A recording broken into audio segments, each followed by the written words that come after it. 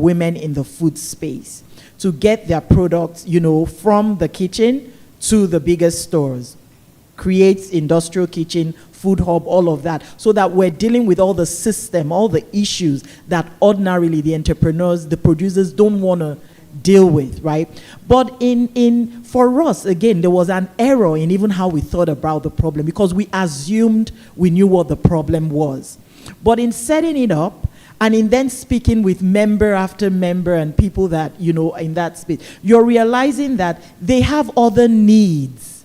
Grant access to capital being one of them. But even beyond access to capital, when we started saying, we said, access to capital is a problem. We'll collate all the grant opportunities and send to you and remind you of when the deadlines are, when this is, when that. Guess what? You call a day before, it's due tomorrow. Have you submitted? No. Why? I don't have the time. It's too complicated. I got 50% out of the way, but there was a question that stumped me, so I stopped.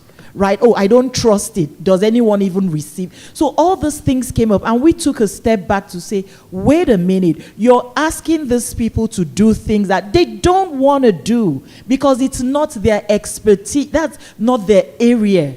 That's not what they started out doing anyway, right?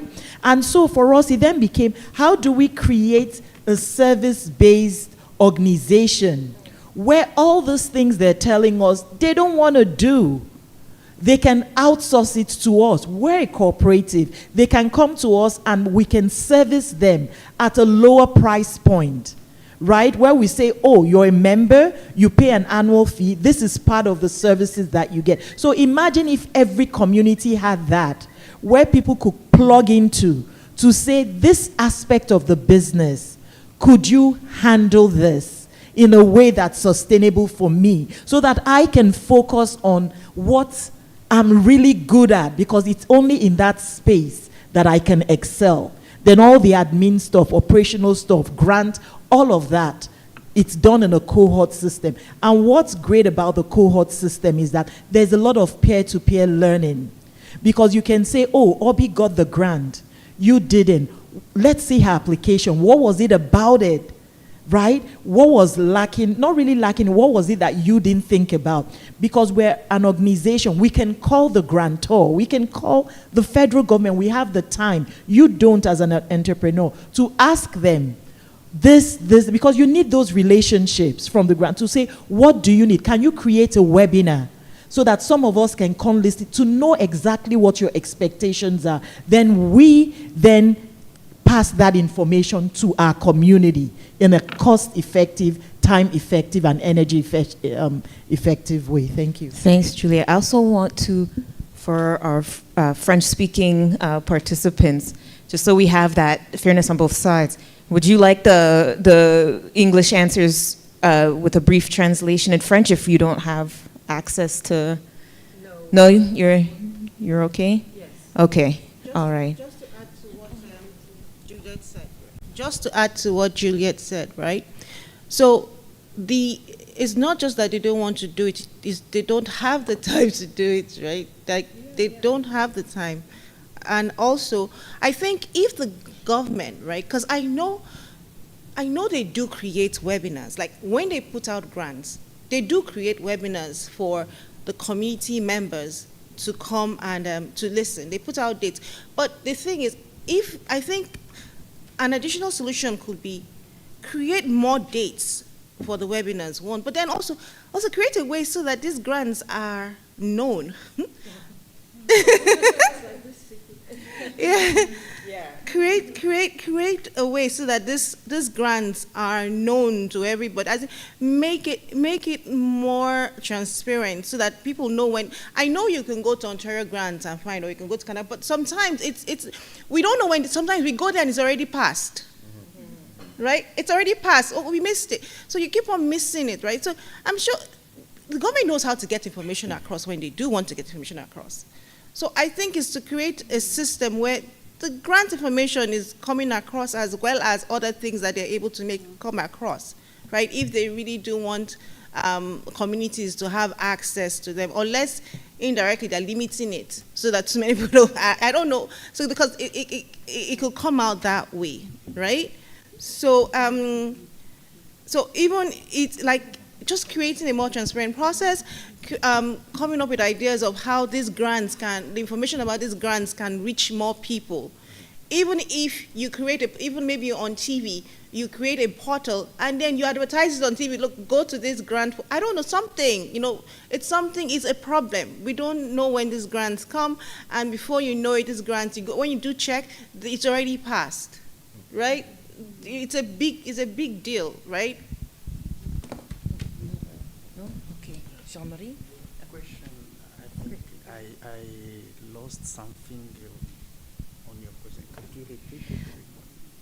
Yes, so it was about, grant making, which is an approach in which the grant parameters and metrics are co-designed with the communities who these grants are intended to go to. And just asking people's familiarity, because I don't have, even myself, I don't have great familiarity with this. So asking whether this is a model that we feel might be able to address some of these issues of newer organizations being shut out, or the needs of communities not being addressed by grants that are coming from a top-down approach. I think there is a lot of to change when it comes to the ground, because, as she said, sometimes we don't have the information on time. Sometimes you don't even have it.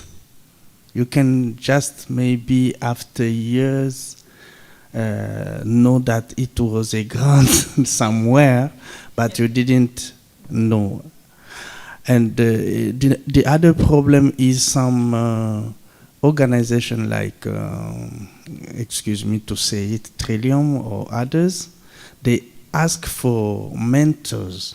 You have to be mentored by another one to get the grant.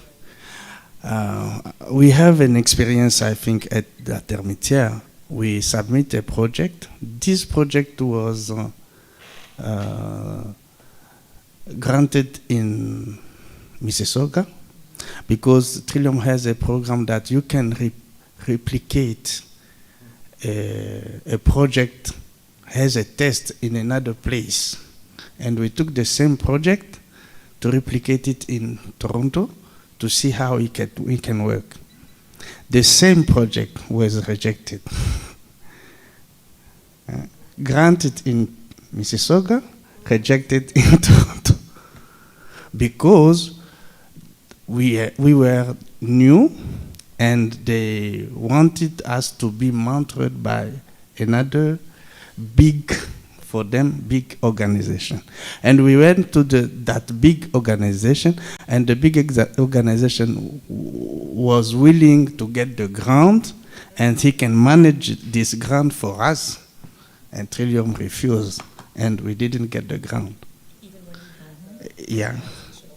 We didn't get it.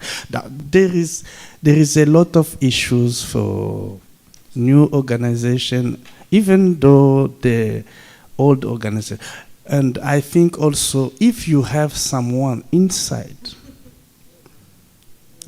you can be granted. But the big answer we hear anywhere, they said, we got a lot of application, we don't have a lot of money, that's why we didn't grant you. But after that, you will hear that there is money that is left, and they are looking people, we don't know what they are doing.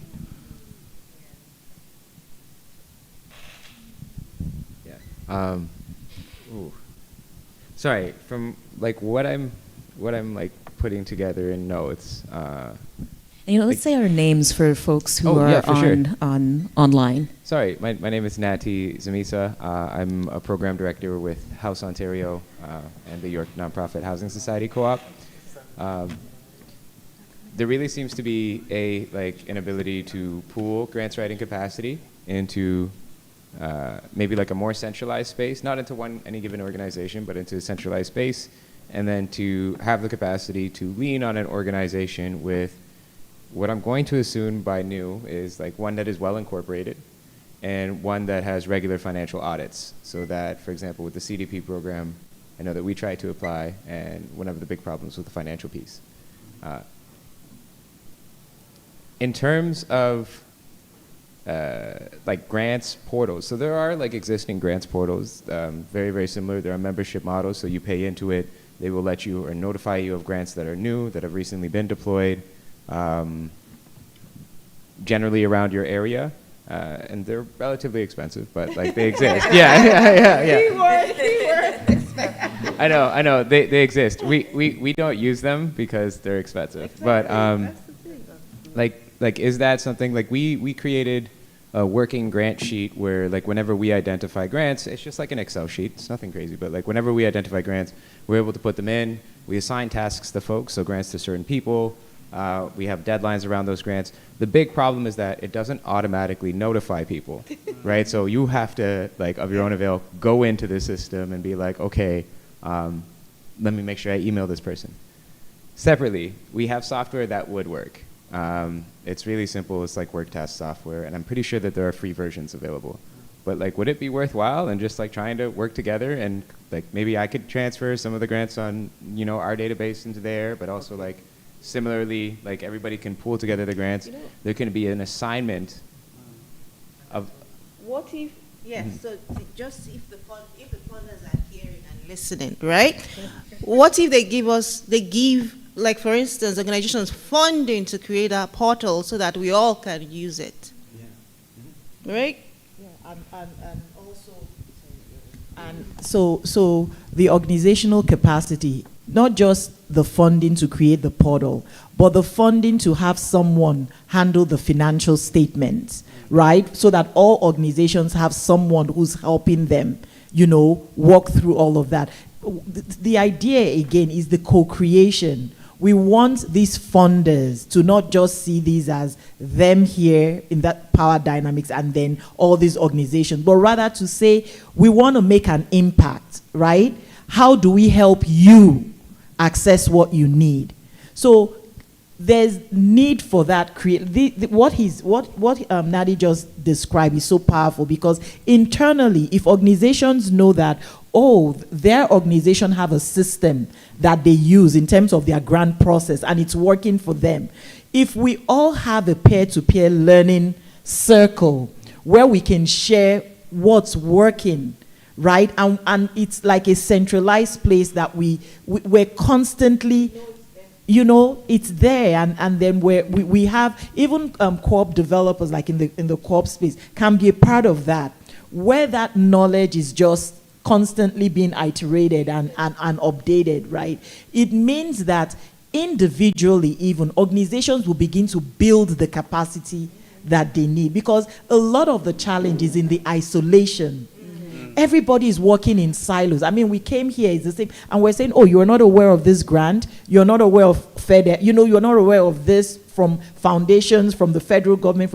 But if we even, so the solution is both from the funders and also from us, right? The organizations that need this grant. We also have to take ownership. So it's about shared ownership of the process, right? Let us have the conversations together and then say, let's build something that will make this process much better for everyone. Yes. So what we're talking about now is building upon the idea of a service-based organization to support access to grants, loans, etc. I don't want to lose Jean-Marie's point about, okay, when you're being asked to have a organizational mentor, because this is real. This is actually currently the way. So the government wanting to, or funders wanting to reach newer organizations who are working in communities, as you know, they've created this term, the non-qualified donee. which then requires you to partner with a larger organization to administer the finances, because they want to see this larger organization. They want to see their finances, that they've been able to administer large grants, because the underlying, so yes, it's tax law, but the underlying assumption is that a smaller organization cannot do this. They don't have the capacity to do this. And then again, it's this term of mentorship, which it's racist, because it's the idea that you also need a mentor, a larger organization, and in the Canadian context, these are predominantly white organizations, to tell you how to do the solutions for your community. How do we work around this? Because in many cases, you're being asked to find an organizational partner in the nonprofit space who is replicating, an oppressive dynamic. And so just opening that up for discussion, Obi. Okay, so in that regard, we do have organizations that have already started doing that. You remember I had mentioned it, right? So I know that, and then in terms of, so this is not necessarily the co-op space, right? But I know that the federal government, right, are working, not all of them, but I don't know, but basically I know, for instance, supporting Black Canadian Communities Initiative, right? So I know they worked with the Black Business Initiative, BBI, to fund Black businesses and Black not-for-profits. FACE, yeah. So they did, so I'm not, FACE, it's the BBI that I am more conversant of, right? Yes, so, but it's BBI because, I call BBI because a not-for-profit did receive funding from BBI, so that's why I speak about BBI. And the supporting the Black Canadian Communities Initiative from the federal government, right? So now, BBI, I think that, so BBI is Black Business Initiative, right? They are a consultant. So in the community, Black community. So they are working with the federal government under the Supporting Black Canadian Communities Initiative program. Right, so this was a good one, right? So I have to say that this was successful. So they worked with the BBI, and the BBI did in such a way where they went to the communities and identified communities that were doing the work. And yes, they do work with co-op, they work with everybody, so it's not necessarily, it's just, yes. So the BBI, so they also, what they now did is, so yes, you did receive the grant, it's organizational effectiveness grant. So yes, you do receive the grant, but they don't just leave you. They created a forum, right, where all the organizations, over 200 plus that received grants, were put in so that these organizations can communicate with each other.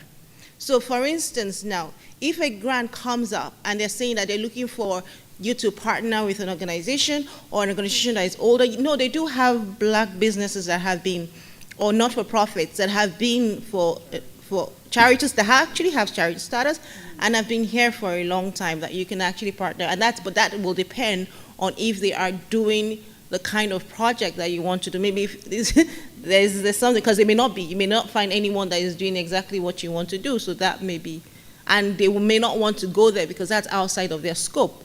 So that is something, but basically it's still the same thing, having that portal, even with the co-op sector, having that portal where every organization that, every other co-op can tap into, communicate with each other, see the grants that are available, put out, can I be your partner? Can I work with you? Would you work with me?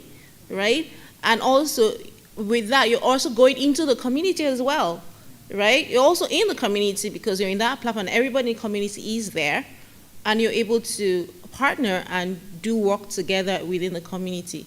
So I think in terms of that, the co-op industry may look into creating something like that is specifically for co-ops, and build that community thing where everybody is not working in silos, right? And then there's that community, right? And not just when you come here, then you see yourselves, right? You are able to, work with yourself from there and grow, as a community. And, community is stronger. Actually, a very important point have been mentioned here, and I would like to come back on a few of them. We talked like about the service-based organization. I'm thinking about education also in the community on financial literacy. I know many people even are in this community that have difficulty when it's come to financial education, or maybe some of you also have said they don't have maybe time to just go look for all the information. Maybe it is possible for the leaders in this community to create a system that will maybe facilitate or encourage education in the community from people like entrepreneurs or corporations, for example. And that's the first point.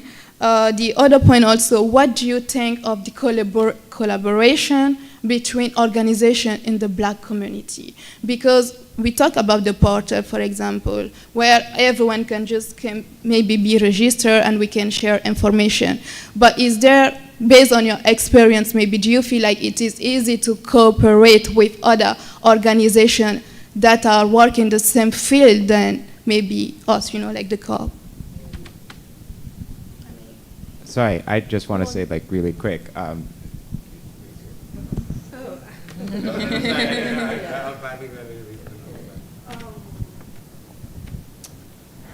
Collaboration. First of all, my big issue with this collaboration among, how did you say, is it black entrepreneurs or things like that? So it's just this big divide, which is francophone and anglophone. This for me is, je sais même pas comment expliquer. Je sais que la langue anglaise ou la langue française, ce sont nos héritages coloniaux, et c'est toujours de là qu'on part pour commencer à entreprendre.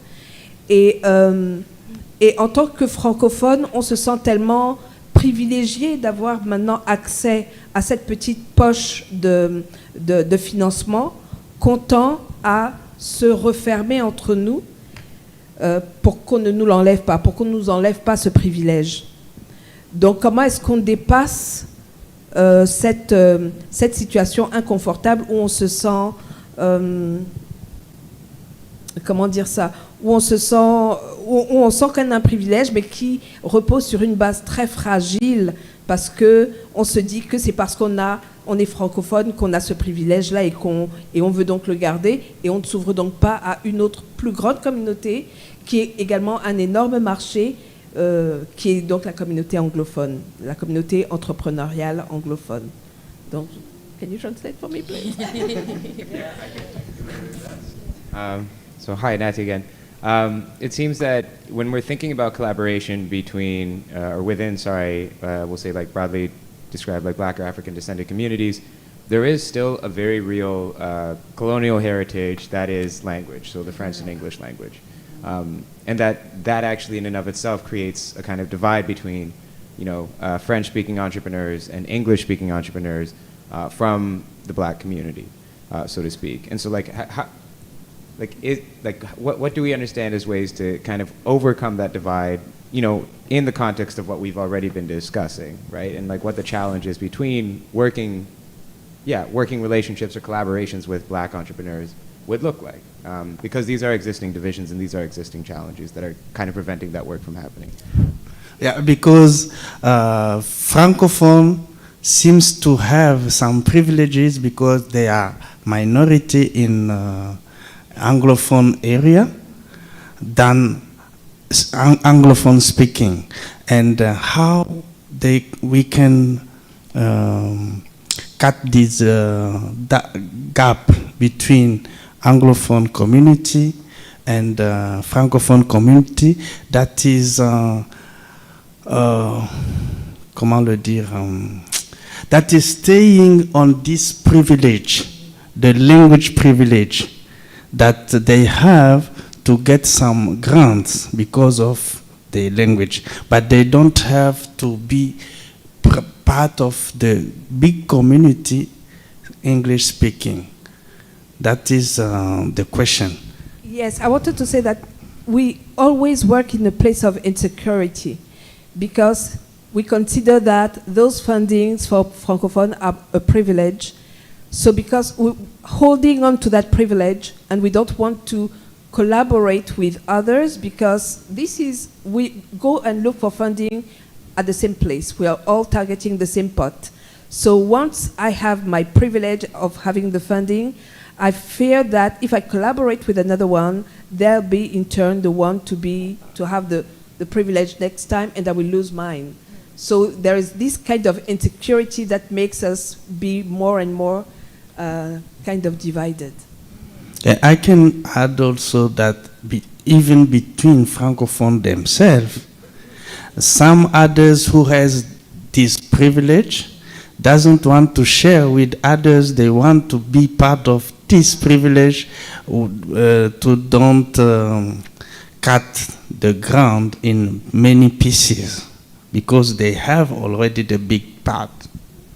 So the result of that, some of the results of that is a lot of insecurity, a lot of duplication of services or programs or whatever, and a lot of stealing of ideas. I wanted to speak to that because one of the people that we're recently looking to collaborate with to get as a member is someone from Cameroon. And yeah, so there are two people actually because there are specific products that they make really well. And so I think this challenge of divisions within even marginalized groups, right, is and you rightly pointed it out. It's something we inherited with the colonial.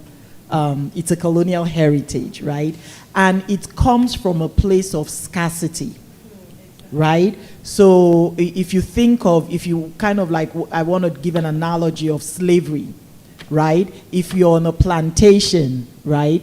And then a few people get picked by the slave administrators and put them inside the house. Then they feel that this space is only a few of us that can get in here. So we better put a divide so that those many others on the plantation do not come and take our space and the privilege that we enjoy, right?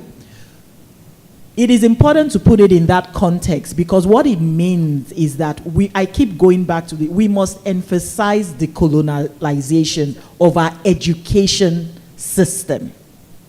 Because this is something that we inherit from when we're very young. And then you become a teenager and you get into university. It's the same thing, right? Small pot of scholarship for black, and so everybody is not sharing. We're in competition with one another. So it's this crab in a bucket. Let me get to the top and push everybody down, right? If we understand that context and then understand that on the other hand, the only way that we can grow as a community is together. Right? There's no other way. There's no a few people will get in and then they will. No. It is together.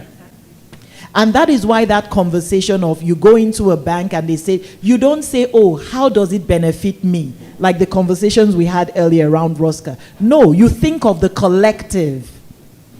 How does it benefit the collective? All of us. And it's that Ubuntu spirit. And we have to keep reiterating it. I am because we are.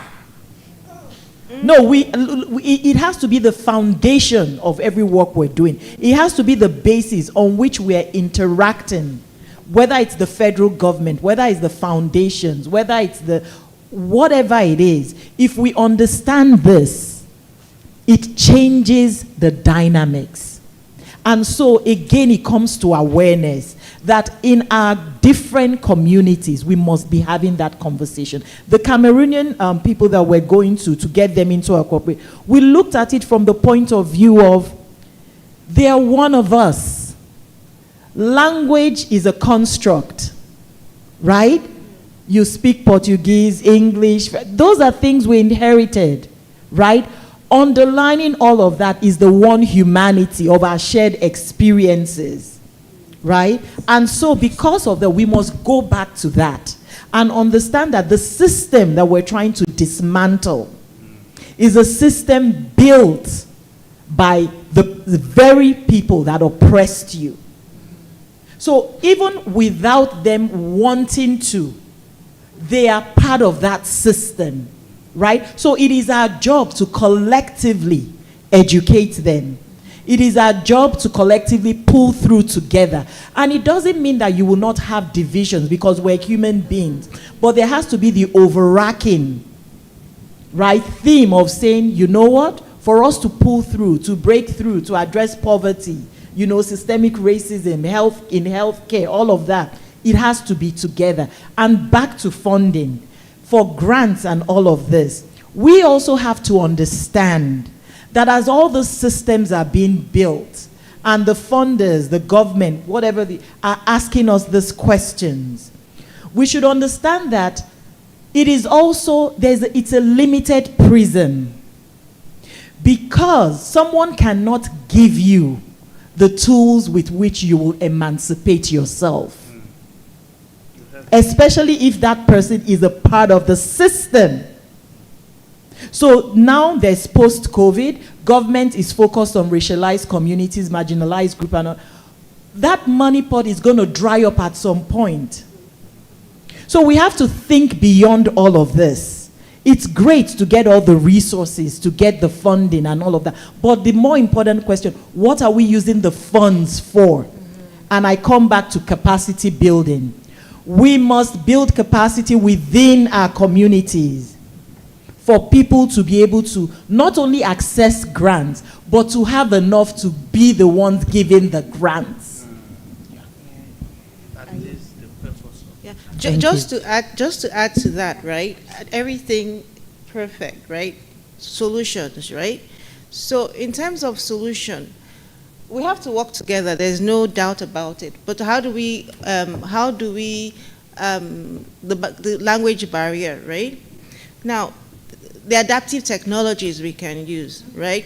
So, and the government does fund that. So I think that in all our grant application, we must all ask for that. Adaptive technology to overcome the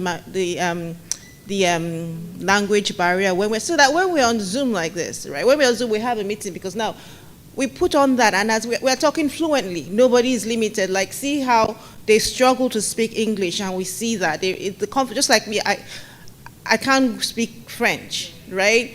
And I wish I could. Trust me, since we've been here, I wish I could speak French. You know, so I wish I could make their lives a lot easier by speaking French, right? But they are struggling to speak English, so we thank you. Yeah? So I think in everything going forward, right, I think in all our phone, I think we should want to work with each other. Because me personally, when they say, would you be working in Francophone, I say no, right? But I think I should be saying yes. I think I should be saying yes, and I think I should, part of my funding budget request is to ask for that to put the funds for the adaptive technology, so that when we are talking like this, because most of the things now Zoom, we're fluent because the technology is there and the government is willing to fund. Yeah. Yeah. Like, I wanted to thank you for that, because that was going to be my question, because we have the intention, but my question is like, what is that? What are we asking for to enable us to create this solidarity among our own community? Because the Black experience in Canada is complex, and colonialism is for real. Like, you know, there's the issue of Black people in this country from the African diaspora, the Caribbean diaspora, the Afro-indigenous experiences, you know, Canadians, Black Canadians who have been here in this country. There's that language divide. I'm a first-generation Canadian from Ontario. There was the one French class in the public school. You know this experience. The one French class in the school system. I don't speak fluent French, right? This is all intentional, you know? And so I agree with Obi, that desire, you know? I'm like, wow, I'm a Canadian, I'm not bilingual. That's it, and that was by design, the Anglophone, Francophone, you know, divide. And so with all of that internalized, you know, that we've internalized all of this, right? So we have this intention to work together. And my question is, how are we going to do that? You know, how are we going to do that? And I liked even just the example of, that's a very concrete thing, adaptive technology, so that we can, you know, that we can speak. Yeah. But so I just want to open that out to more comments. In the intention is there for some of us, the will is there, the desire. How do we concretely address that so we are actually building solidarity among our community? Nati? I did have actually two quick questions. They're a little bit adjacent to this, but I wanted to know, because we raised the question of like actually giving or building the capacity to have community members give grants, but like, are there any program managers or like grants program managers, the people who would review your grant application, or if you have questions about your grant, are any of them racialized members of the BIPOC community, Black? Yes? Have you had that experience? Someone who is racialized? Yeah, the people who are managing the grants. Yes? You have? I work with, not necessarily Black, Mm. but yes. Okay, perfect. Okay. So that's a great point. Mhm. Having organizations or even federal government hire people. Sorry. Yes.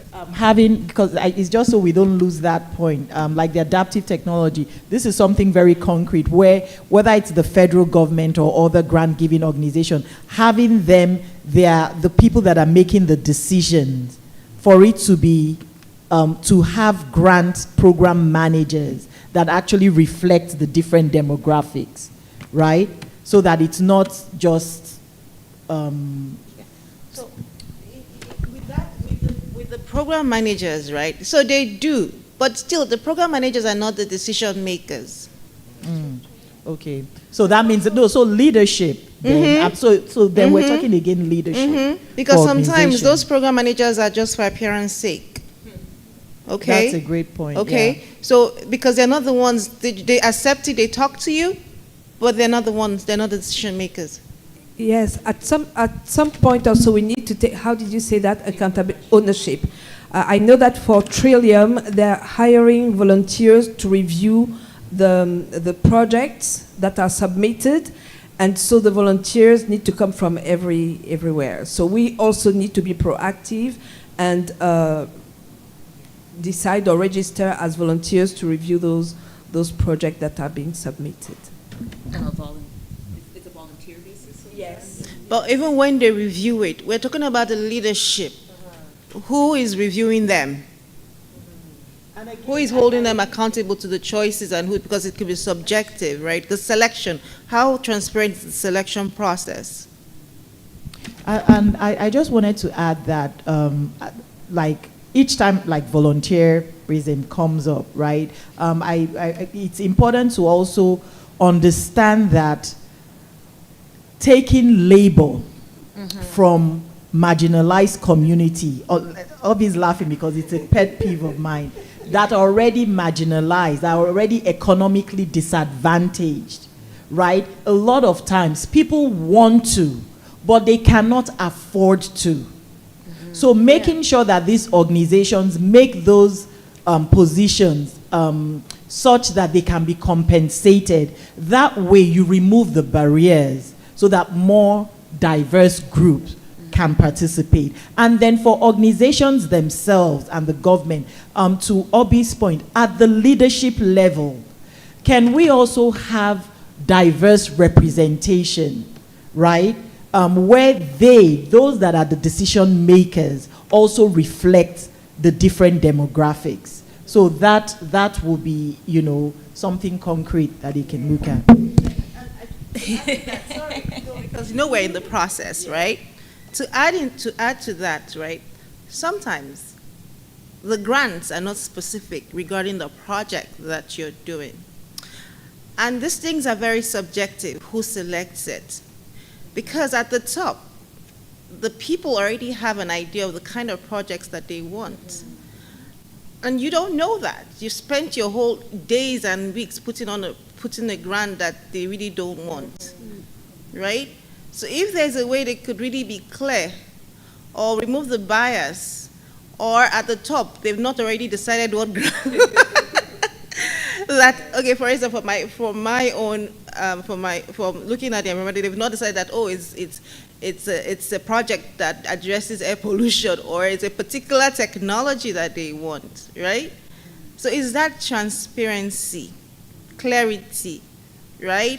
And removing any bias or any, where a particular group will benefit from that project, right?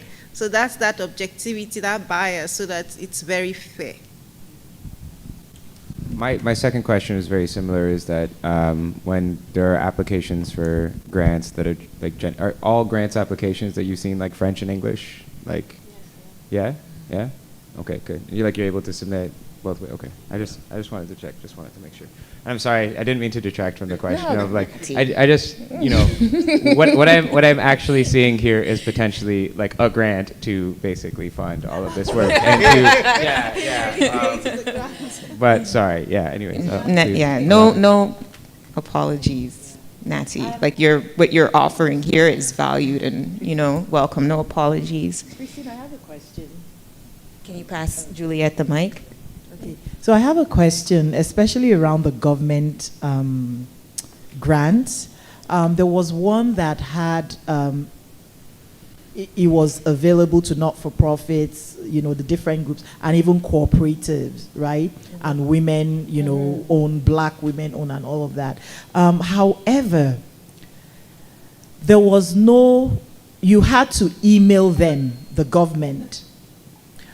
We're bringing this up because it was a clear example because we experienced it. You had to email someone to qualify to apply, right? And there was nowhere on that website where there was an email address. We thought maybe there was an error or something, but we then heard from another organization that was run by non-blacks, like by a white-owned organization, that applied for the same thing. They wanted to apply. They faced the same challenge. And so I was curious. I then said, when we tried to apply, there was no email. There was no one to reach, right? How were you able to apply and get qualified? And they said, oh, yes, there was no one to reach, but we knew so person. And so we reached out to so person, and then that person then sent us the email of the person we're supposed to email to. And just because I knew this organization and I knew it was, they were explaining to us with open transparency and they really want to do the work of inclusion, and I didn't, it's not something you put out there because they could get, but this is the issue, that we need for the government to be transparent. For us to build trust, the government themselves, they have to be transparent, because that left a bitter taste in so many people's mouth. It was now like, what's happening? We have to know someone to be able to get an email, to even request, So, yeah, so they should really look into things like that. And this was a federal government website. We faced the same challenge too for another government organization. We had to reach someone, but you can call from morning to afternoon, nobody answer. And a friend of us reached someone because he knew someone who knew someone. But the program was already. But it's so yeah.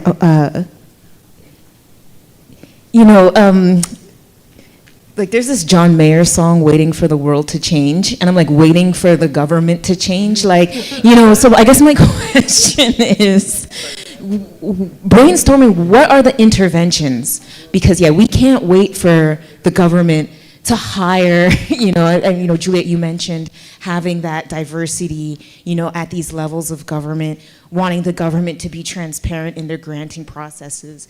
We don't have time to wait for this. And so my question is, what are the interventions that we can start thinking about? And again, the purpose of this is that Michael goes back to FedDev with some ideas. What is it? What are these interventions we're asking for? So that's the one question. And then related to that is, I was just reading, so in Canada, we've got the investment readiness program. I don't know if there's familiarity with it, but it is federal funding to social purpose organizations to prepare them for the Social Finance Fund.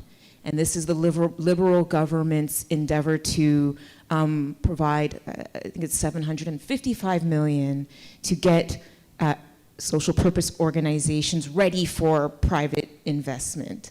And they had a first round, and the criticism of the first round was it made a dent in terms of outreach to BIPOC communities, also to women-led enterprises.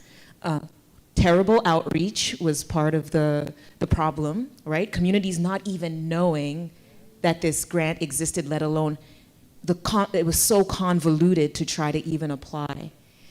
The other issue was there were organizations that were contracted to do the outreach. At least many of them who I later talked to, again, they're white-led organizations. So what outreach are you going to do in the communities that you want to apply for this? I mention this because I read recently that in order to improve that, they have, increased their partnership with, well, let's say one Black-led organization who will distribute the funding. And to me, this seems like an intervention, a step, and so I just want to guide the conversation there. What are the interventions that would help to increase this access to funding? Because we're not waiting for the government to change. All right, so like you said, in terms of that, going into the community. So I guess they need to do more community work, right? They need to go into the community more. They need to identify, the federal government, they have to have the federal government has to have, like for this one, they have the Supporting Black Nation, they have that. So I think they need to do more of that, right? Do more of going into communities, really talking to the communities, asking what they want, right? Where other Black organizations that are doing work, we need the portal created. We need access to know when grants are out. So we need to work together to get that done, right? We need, and in terms of, I just want to, this is before, timelines are very important. When they put out grants, they have to follow their timeline. So if it's 3 months, if it's 4 months, if it's 2 months, right? That needs to happen, right? And then also the funding. So in terms of, because they are not going to, like you said, we can't wait for them to be fair at their level. So coming down to the communities level and probably providing those communities with the funding, more of those communities with the funding, with organizations that are actually doing the work so that they can get the work done faster. They can actually help communities, help the entrepreneurs and help the people working in the communities with access to the funding and also build capacity. That capacity building is huge, right? And we have to proactive, and also like Juliet had mentioned, I think it was yesterday, we can't go into a community to meet, to say we want to, we have to, so it's like, the aspect of, we can't be feeding people, we have to teach them how to fish, right? We have to teach them to fish for themselves so that they will continue, when it's done, they will be able to take care of themselves, and when the funding is over, they're strong enough when they stop giving us funding, they're strong enough to look after themselves, and their organizations are profitable because they have learned the skills and build the capacity to really take care of themselves, because there will no longer be subsidy. These interventions, short, easily implementable interventions. Yes. Okay, so I want to put that in terms of the cooperative sector, right? And co-op education, right? Like just marrying that to what we're doing here.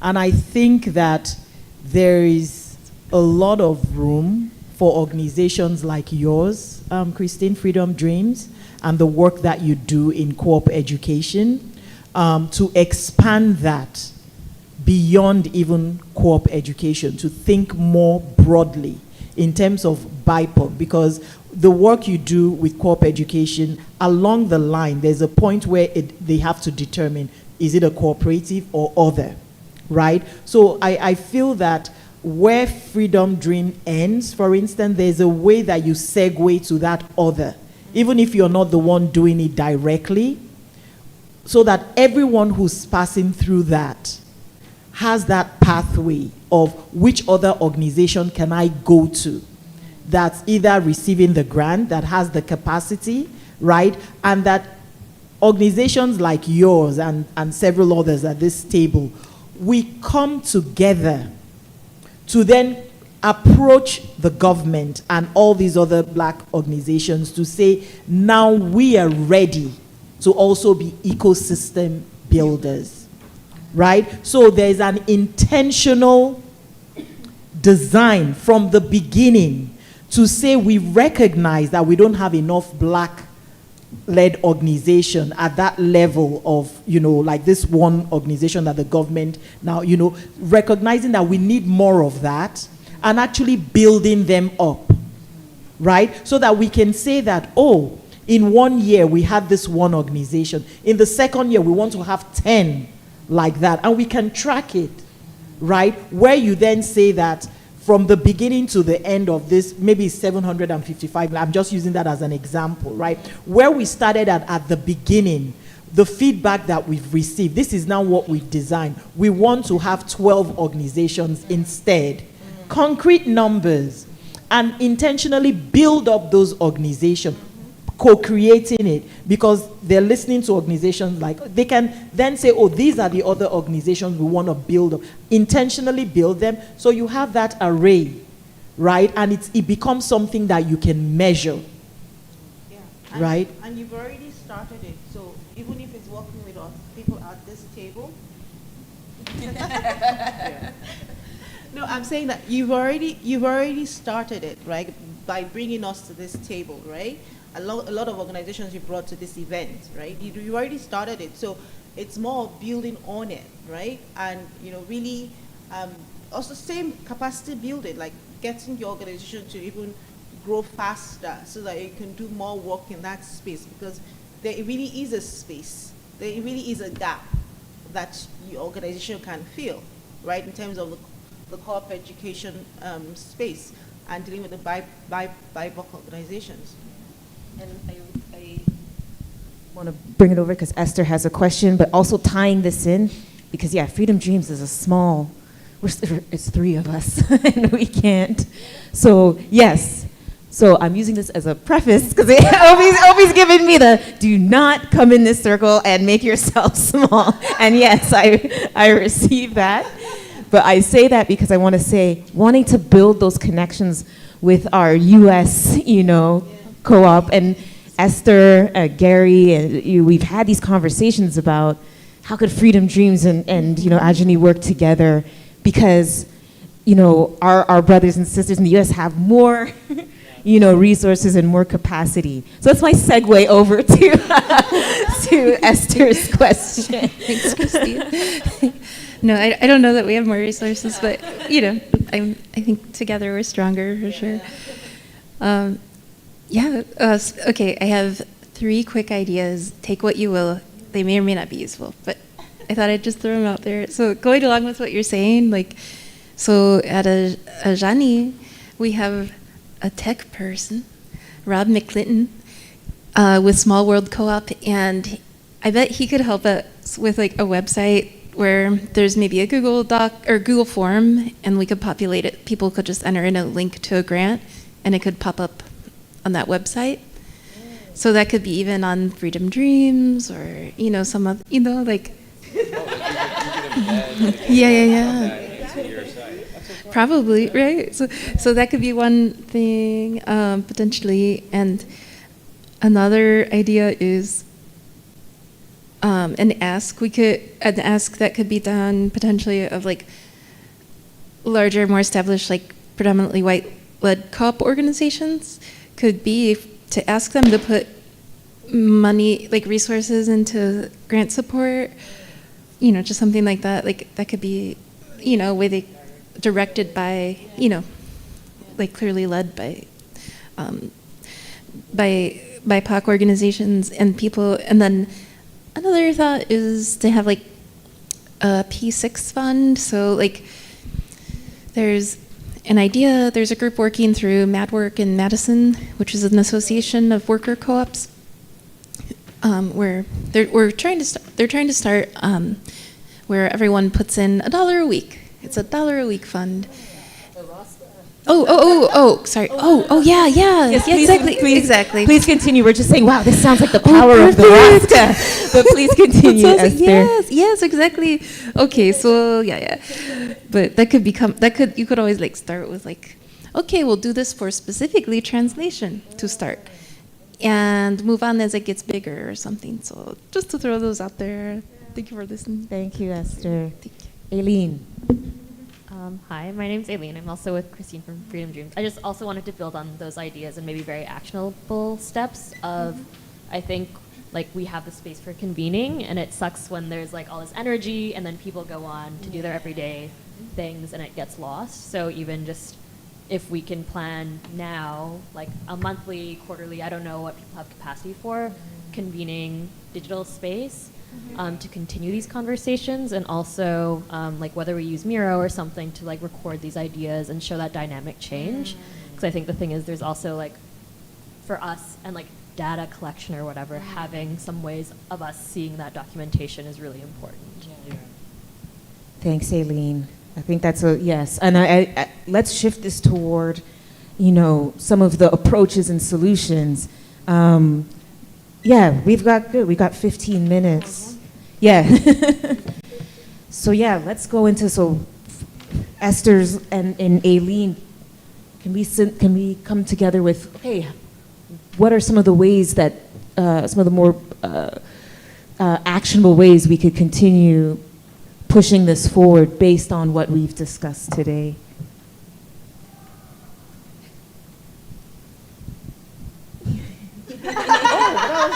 I thought someone else. I'm going to check the chat to see if there's anything in the chat. I think there's something. Oh, this was the interpreter saying that they've suspended the service. So, and other than that, I don't think there was anything in the chat. But if there is, I'll keep an eye on it. Okay. I think what Eileen said is a way forward, right? She was speaking about the way forward, which I totally concur, right? And what Esther also said regarding the grant solution, it's also way forward. I totally agree with that. So it's something that we can, we can all key into, and if you will lead it, I don't know, it's up, working with Esther in terms of the grants, getting the grant up so that we go to your website. Everybody knows that if they go to your website, they see the different grants. We can also embed it. Okay, so provide the link and then we can embed it on our website so that we all see the links coming from probably the States and from Canada. So we're now seeing funding from the States, we're seeing funding from Canada, and anywhere that we should be able to, so that, and also a forum where if we do need grant support, right, we indicate that we need grant support. If we need more information, we indicate that we need more information. I know we at Black Women Professional Worker Corp, if you're a member, we do help you with the grant, so that is something that we offer. but you have to be a black woman. So, but otherwise, it's something that it's a way forward, right? And then of course we have Michael going to provide this information to the funders.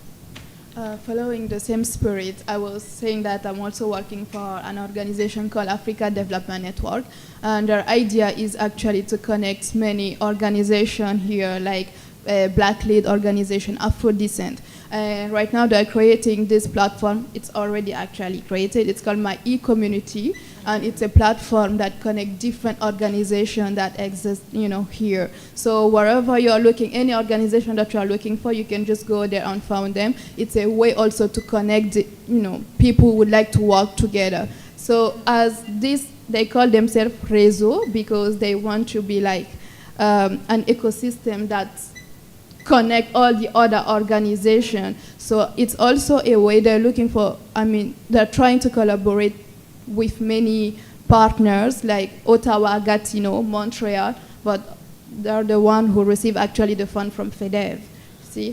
Yeah, so it's a way also that we can explore and have all these different, cooperative that exist here to just register them.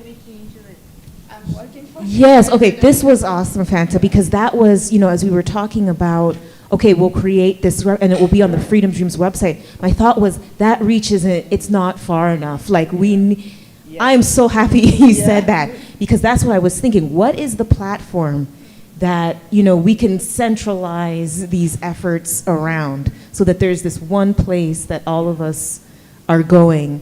And, like, I'd love to explore that platform more.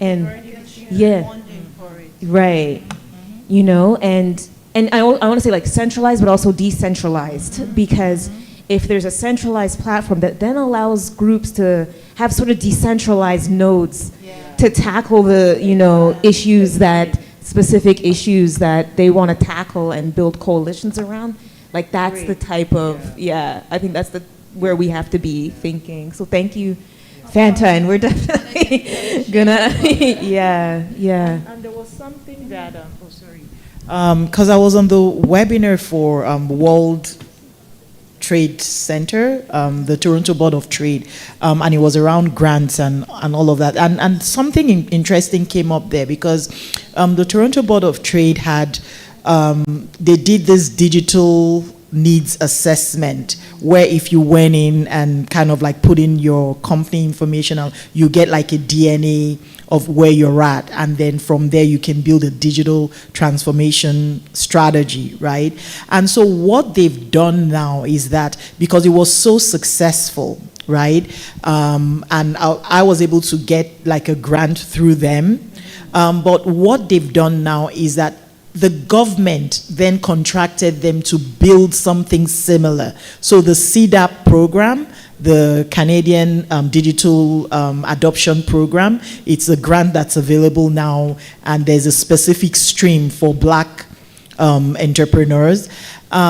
They've now built that in such a way that once you go in on that website, digitalmainstreet.ca, and put in your information and you qualify, they will link you up with a digital assistant to work with you on your digital transformation plan. Right? Now, this is a program we've gone through, a lot of our members went through, were able to get like the grant wasn't a lot, but it helped people at least with their website and all of that. The point I'm making is the same way the government did this for digital transformation, we can do for grants. Right? Because they recognize that digital transformation, because of COVID and the lockdown, people needed to be online. Like, so they realized, oh, we have to get as many people, retooled for this online space, and we'll offer this grant to help that. So it's the same way for the BIPOC community, especially Black-led, women-led organization.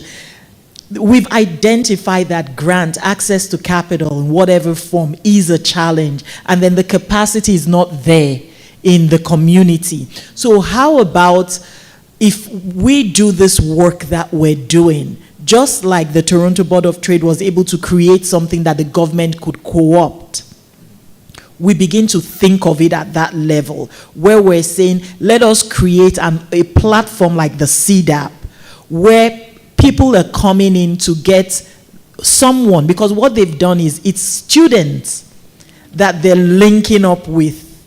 So they have the time to work with entrepreneurs one-on-one. I have someone who's assigned to me, and they're so, they know what they're doing. They're working with you, identifying the problems and all of that. So if we did the same thing with grants, it could work.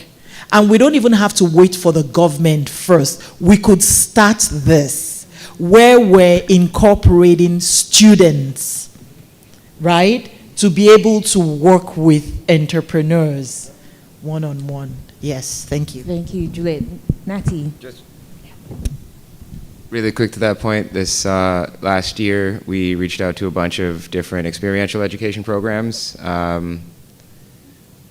Some around like social work, some around the community outreach efforts that we were going to do. But I imagine you could do the same thing for like English departments, communications and cultures departments. Each of them have experiential education programs or work placement departments. And that's at like every institution. So it doesn't just need to be like one, we only did it at one, but like you could actually go to different universities, different colleges as well. They have co-op programs. Generally that would be more formalized, and there's like some stopgaps that you need to get that, but not a lot. Like for example, if one of us has like liability insurance or like one of us is incorporated, that is enough to get over that hurdle. So I'm just noting that as like a potential avenue to find those people. Thank you, Mike. Natty. So we've got 6 minutes. So I'm going to try to distill and and come up with next steps. I think we should have. So I'm going to go short term, like immediate, what we can plan for today, and then some of the more longer capacity building, medium and longer term capacity building. So one, the purpose of this was to come up with 4 actionables that Michael can then tell to this person at FedDev, which, with the depth and nuance of this conversation, is a terrible idea because how is Michael going to? So what needs to happen actually is we need labor to synthesize this information, and come up with those asks, and we need to pay folks to do that labor. So this is the most immediate thing. And the idea is, there is literally a concrete, document that's coming out of this, that Michael can reference in this discussion. So Freedom Dreams, in our capacity right now, we're working with the Ontario Cooperative Association, who is funding some of our work. This, I think, until the end of August. So we can take that on. It would require us getting the recording of this session from Bertin. However, if the work does extend past August, let's start thinking about how can Freedom Dreams have continue getting paid to do that. Because what I would like is that once we have that document, whatever it's going to look like, then we meet again, like as Aileen said, let's keep meeting monthly, and we could use it with a platform that we all already know, Zoom, just keep it simple, and meet again on this. That's what I kind of see as the short term, and then bringing Fanta and the ADN in to start talking about how we migrate this onto a larger platform that's more accessible, and it's great that the funding is there, but also just continuing to think about how do we, like Natty, you mentioned that everything we're talking about requires a grant to get to the service-based organization. So that to me feels like, some of the short and midterms, but I don't want to be the only one contributing to that, so I just want to open it up to others in the space on what short midterm actions coming out of this. Okay. Would you? Yes. Okay, but you would like to summarize? You want to summarize? Yeah. Right? Yeah.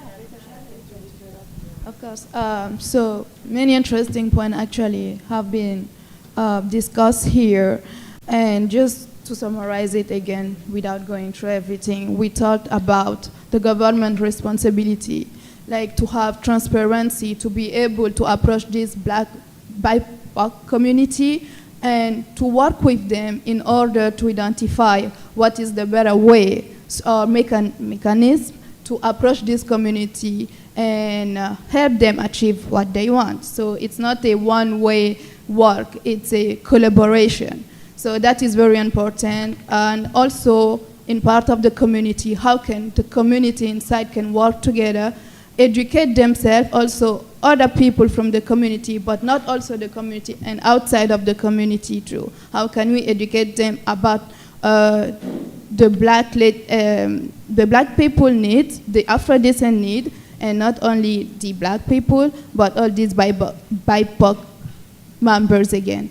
I think regarding also the funding, we propose here like many solutions that can be taken into account. Let's say we talk about the digital platform where we can just share idea and also people can just connect and maybe contribute also at the community level, not only waiting for the government to do something. So I think maybe if few of them would like to add something, but this is actually not only the main point, but very interesting point that I noted.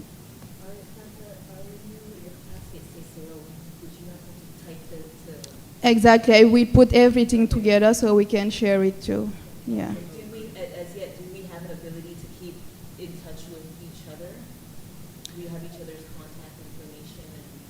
CCO exactly can exactly communicate with you. Yeah. Okay. So then yes, let's start there. Mm-hmm.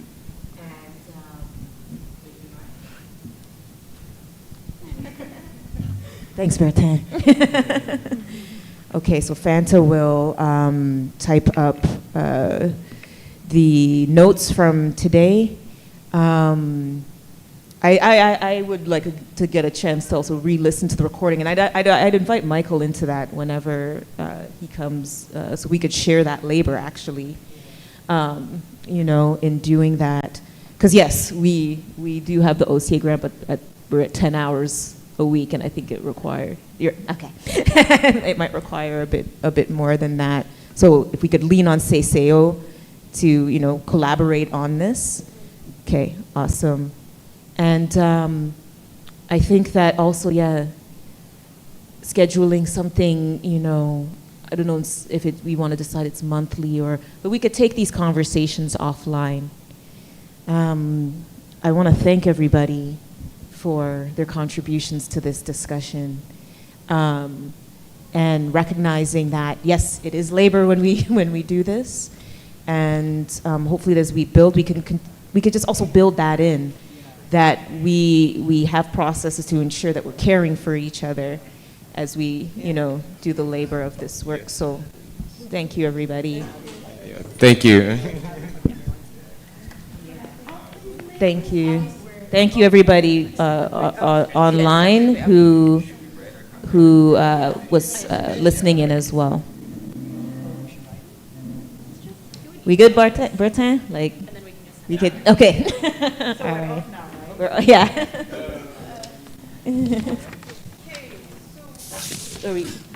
It's done, yeah. So thank you very much again. We will keep in touch with you and share all the information. And as I say, many important points have been discussed here, and everything will be summarized perfectly for another meeting, of course, to continue this work.